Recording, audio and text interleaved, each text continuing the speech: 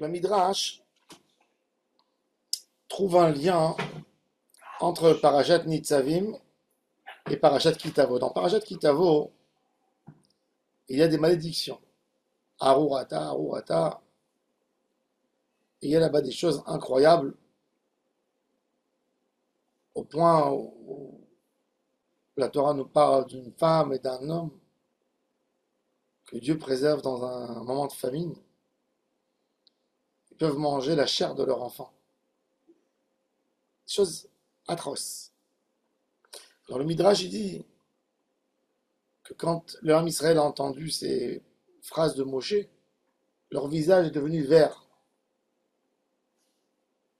triste, pâle. Moshe Rabbeinu, quand il a vu ça, il a dit, ne vous inquiétez pas. Atem nitzavim hayom kulechem. Regardez, vous êtes tous là. Même avec les punitions d'Hachem, la colère, vous êtes là, vous n'avez pas disparu.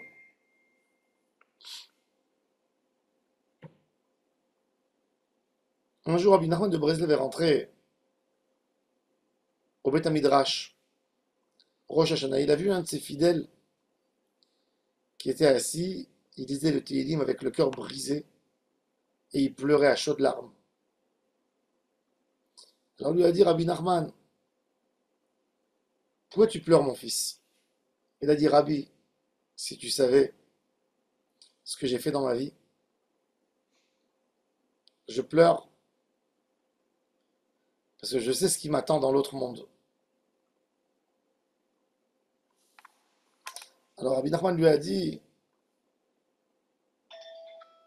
qu'est-ce que tu t'imagines qui va t'arriver dans l'autre monde? Il dit, c'est pas agréable de penser là-dessus. Il dit, vas-y, dis, tu vas rentrer en Guéhénom.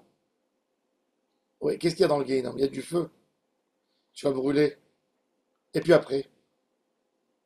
Et après, je vais rester dans le feu. Et combien de temps tu vas rester? Et à la fin, il voulait arriver avec lui au point, et à la fin, tu auras un tikkun. On a besoin de savoir, un homme n'a pas à espérer, à perdre l'espoir d'Hachem. Même s'il y a des grosses difficultés, on a ce qui s'appelle Asiti Tshuva, Venit Pacharti. Beaucoup de fois, une personne ne veut même pas commencer la Teshuvah parce qu'il pense que sa faute est très très grave.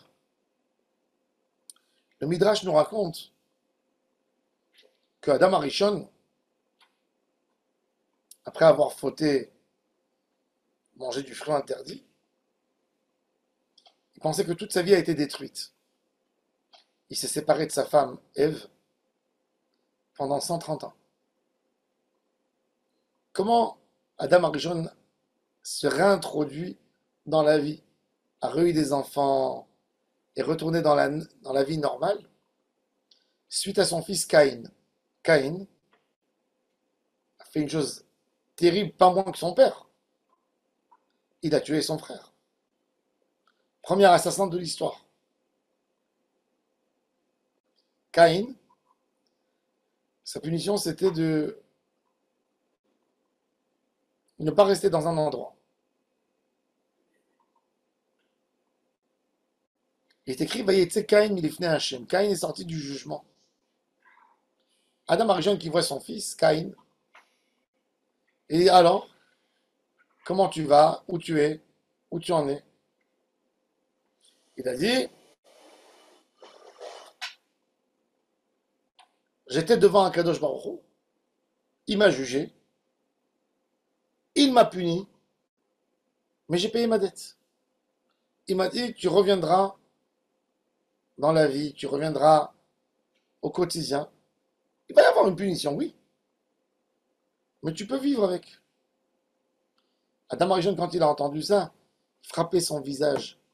Et moi, j'ai raté 130 ans de peine et de douleur. Et en ce moment, Adam Arishon a instauré Mizmor, Shir, Leyom, Shabbat, Tov, Lehodot, l'Adonai, Uzamer, Leshimcha, Elion. Oui, il a fait ce Mizmor. Là-bas, qu'est-ce qu'il y a? Il y a le remerciement de Adam sur le fait qu'Akadosh Baruch Hu donne un moyen de faire teshuva. Un homme doit savoir que des fois dans sa vie, il a fait des choses qu'il doit payer. Il n'y a rien à faire. Tu dois payer. Un homme, il a fait un accident, il a blessé quelqu'un. Il doit payer. Il n'y a rien à faire. Il peut se sauver. D'accord? Que la police, elle ne l'attrape pas. Mais à un moment, toute sa vie, elle sera une fuite. Il va se fuir d'ici, il va essayer d'aller là-bas. Finalement, ils vont l'attraper. Il va payer. L'homme qui est intelligent, il dit, j'ai un prix à payer. Après, je me réintroduis dans la vie avec tout le monde. Ça sera un prix douloureux, ça demandera, j'aurai honte, j'aurai ceci. Mais à la fin, et c'est ce qu'il dit à Kadosh Baruch Hu, c'est ce qu'il dit mon cher Rabbeinu Am Israël, Atem, nitzavim hayom kulechem lifnei Adonai Elohechem. Ne pas avoir peur de payer le prix de la teshuva. Pourquoi les gens se sauvent, ne font pas teshuva? Parce qu'ils pensent que la teshuva, c'est illimité. Non. Même la teshuva, elle a une limite. Ça veut dire, Akadosh Baruch Hu ne te demande pas de faire des choses qui n'ont pas de limite. Il te demande de faire un regret, de prendre sur toi et de recommencer ta vie. La peur des gens, c'est parce que le Yetzer Hara leur dit dans la tête, comme Adam Arishon, tu ne pourras plus jamais te racheter devant Hachem. Quand on lit les malédictions de Parashat Kitavo, on se dit, il n'y a plus de futur en Israël après des malédictions comme ça. Qu'un homme va manger la chair de ses enfants, tu peux t'imaginer, il y a plus bas que ça, il y a plus dur que ça. Ben, Kadosh Baruch Hu, il te dit, il y a un retour de tout. N'importe quelle situation, il y a un retour. Et ça, c'est le chesed d'Hachem qu'on se dit, et puis après, après quoi, il y aura un tikkun. À un moment, il y aura un tikkun. À un moment, l'homme, il est obligé de faire un tikkun. Tant qu'à faire maintenant, pourquoi attendre après que le tikkun il se fasse par nos petits-enfants, par nos arrière-petits-enfants? Qu'on fait nous le tikkun. Ça, c'est une force que l'homme a besoin d'avoir, de ne pas avoir peur d'être jugé, de ne pas avoir peur d'aller chez le policier et de dire oui, tu m'as attrapé, je ne me sauve pas. Je viens, qu'est-ce que tu vas me dire? Je vais essayer de négocier maintenant. Se sauver, c'est la plus grande faute. Parce que se sauver, c'est de ne pas affronter la réalité de la vie. Quand un homme, il arrive devant Hachem, il a peur des fois de toucher des choses. Parce qu'il ne sait pas comment ça va exploser. Non. Akadosh Baruch Hu te dit, affronte. Atem nitzavim hayom kulechem. Vous avez passé ce que vous avez passé. À la fin, moi je vais pas vous. Le but c'est pas de vous exterminer, c'est de vous faire un tikkun. Vous devez arriver au tikkun. Le tikkun, il doit se faire. Peu importe ce qui se passe. Tu es obligé de passer par ton tikkun. Ne crois pas que tu vas échapper. Ta neshama elle est sale, il faut la nettoyer. Point. Il n'y a rien à faire. Alors, sois courageux, fais-le maintenant. Pourquoi tu attends plus tard? Il y a des gens qui, quand ils reçoivent une lettre des fiscs ou de... Ils n'ouvrent pas la lettre. Si tu n'ouvres pas la lettre, tu crois que quoi? Qu'il n'y a rien qui va se passer? La procédure elle va continuer, les ordinateurs ils vont continuer à envoyer. Ça va arriver à la saisie. Pourquoi tu essaies de te sauver? Et c'est ce qu'Akadosh Baruch Hu dit. Atem nitzavim hayom, restez là devant. Ne vous sauvez pas.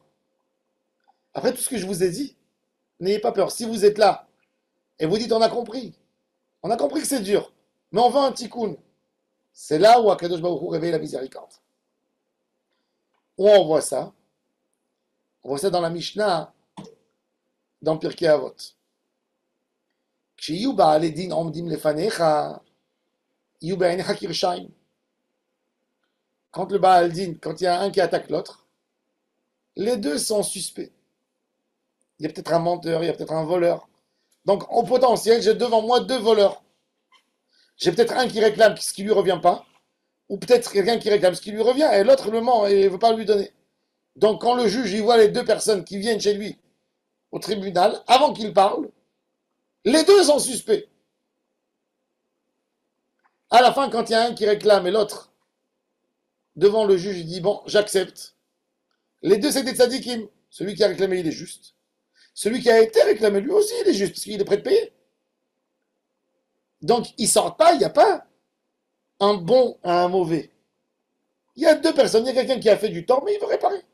Donc, du moment où il a accepté, il n'est plus dans le manque d'acceptation.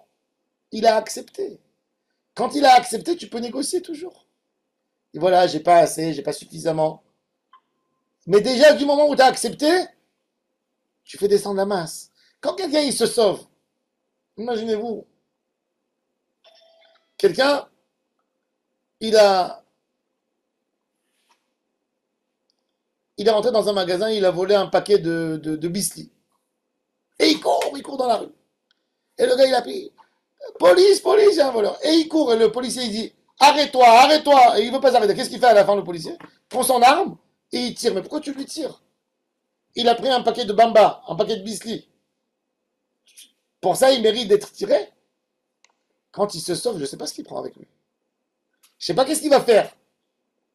Quand il s'arrête, l'homme, il dit, j'ai fauté. J'accepte, j'ai fait une erreur, je vais payer. J'assume. C'est autre chose. J'ai plus un délinquant. J'ai un homme qui a fait un faux comportement et qui est prêt à assumer.